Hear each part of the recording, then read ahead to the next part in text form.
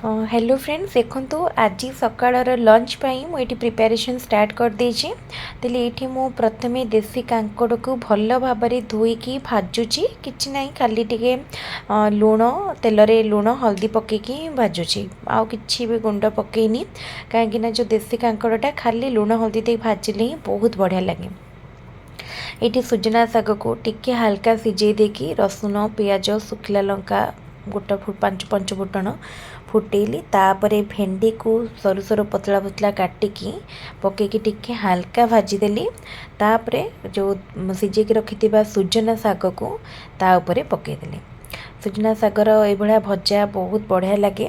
परिया पकेकी आउरी चाहिए आपन बोईतालु पकेकी मध्य करि परिबे बोईतालु बैगन पकेकी कि मते खाली भेंडी रे बहुत भल लगे और जदि मसूर डाल थी मसूर डाल टिके पकेकी कले मध्य बहुत भल लगे।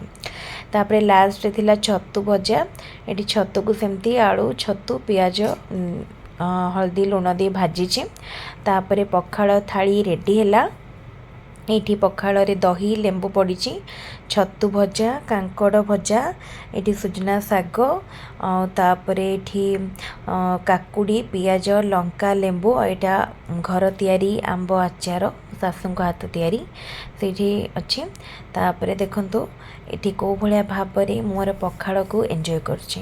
बाहर टिके टिके वर्षा होउछि किंतु फिर भी पखाड़ खायापी बहुत बढ़िया लगुला कहीं माने जिते वर्षा हेले भी कहया को गले गरम पूरा भी कमिनी आउ एमती पखाड़ रे टिके लेंबू आउ टिके दही मिसेकी खाइले तार टेस्ट बहुत बढ़िया आसता है।